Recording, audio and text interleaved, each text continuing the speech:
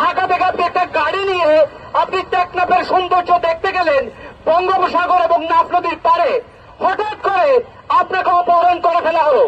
এই দায়ভার কে নিবে? ঢাকা বিশ্ববিদ্যালয়ের কক্সবাজারের বিভিন্ন উপজেলার শিক্ষার্থীরা দাঁড়িয়েছে।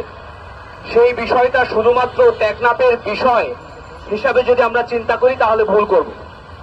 এটা বাংলাদেশ, কক্সবাজার তো বটেই, এটা বাংলাদেশের একটা গুরুত্বপূর্ণ সমস্যা।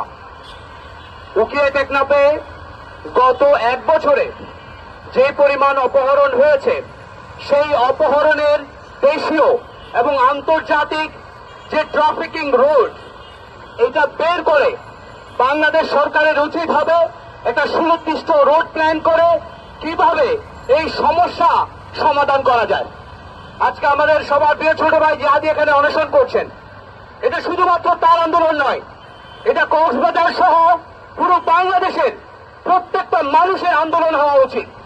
আমি আমার আগের প্রায় কথাই বলে থাকি, আগামী দিনে উকিয়া বাঁচলে, টেকনাফ বাঁচলে বাংলাদেশ বাঁচবে। আগামী দিনে উকিয়া টেকনাফের সিকিউরিটি ঠিক থাকলে বাংলাদেশ ঠিক থাকবে। আজকে এই যে অপহরণ, সেটা শুধুমাত্র প্রথম কোন উদাহরণ হয়ে দাঁড়ায় নাই। আমরা প্রায় সময় দেখি কাউকে অপহরণ করা হয়, 5 দিন পরে পুলিশ তাকে গ্রেপ্তার করে, ঠিক 5 দিন পরে সে আবার এসে আবার অপহরণ করে। এবং এই অপহরণের রোডে দেশীয়, লোকাল এবং আন্তর্জাতিক ক্রিমিনালদের একটা জড়িত দেশীয় এবং আন্তর্জাতিক গণমাধ্যমে আমরা প্রায় সময় সেটা দেখতে পাই। উকিয়া টেকনাফের মানুষ তারা প্রায় সময় they are the innocent victim of collateral damage। যে মায়ানমারে যে ঘটনাটা চলছে সেটার ইনোসেন্ট ভিকটিম তারা, কিন্তু প্রায় সময় দেখা যায় তারা সবকিছু সহ্য করার পরও শিশু সন্তান থেকে শুরু করে বৃদ্ধ বয়স্ক, আপনি ভাবতে পারেন তখন ঢাকা থেকে আপনি একটা গাড়ি নিয়ে আপনি টেকনাফের সৌন্দর্য দেখতে গেলেন বঙ্গোপসাগর এবং নাফ নদীর পারে, হঠাৎ করে আপনাকে অপহরণ করে ফেলা হলো। এই দায়ভার কে নিবে? এই দায়ভার রাষ্ট্রকে নিতে হবে। আমরা আর কোনো মায়ের বুক খালি হতে চাই না, এবং আমরা চাই না কোন মানুষকে ঘর থেকে বের হয়ে সেই জ্বালিয়ে পালন থেকে শুরু করে সেই টেকনাফ পাহাড়ে তাকে অপহরণ করে শিশুর কঙ্কাল পর্যন্ত পাওয়া গেছে।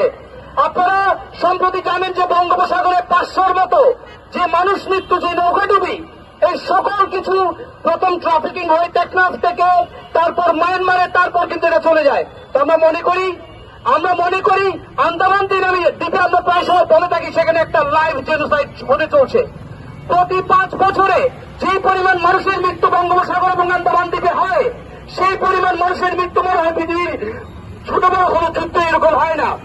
এই ধরনের মানুষগুলো এখানে 3 ধরনের গ্রুপ কাজ করে, একটা এক্সটার্নাল ট্রাফিকার, একটা ইন্টারনাল ট্রাফিকার, এবং there are somebodies who closely working with the government. আমার কাছে মনে হয় এইটা সবাই জানে, প্রকাশ্য দিবালোক এটা চলছে। আপনারা দ্রুত এটা সমস্যার সমাধান করুন, না হলে উকিয়া টেকনাফের মানুষ তারা খুবই ভালোবাসা প্রিয়, তারা মানবতা প্রিয়, কিন্তু তারা এটাও জানে কিভাবে এই অন্যায়ের বিরুদ্ধে প্রতিবাদ করতে হবে। আজকে এখানে যারা আসছেন সবাইকে ধন্যবাদ এবং এই কথা বলতে চাই, প্রিয় কক্সবাজারবাসী, আপনারা প্রত্যেকেই যার যার জায়গা থেকে জিহাদির পক্ষে দাঁড়ান। এই লড়াই জিহাদির নয়, এই লড়াই আমাদের অস্তিত্বের, আমাদের সন্তানের, আমাদের পূর্বপুরুষের এবং আমাদের আগামীর। ধন্যবাদ।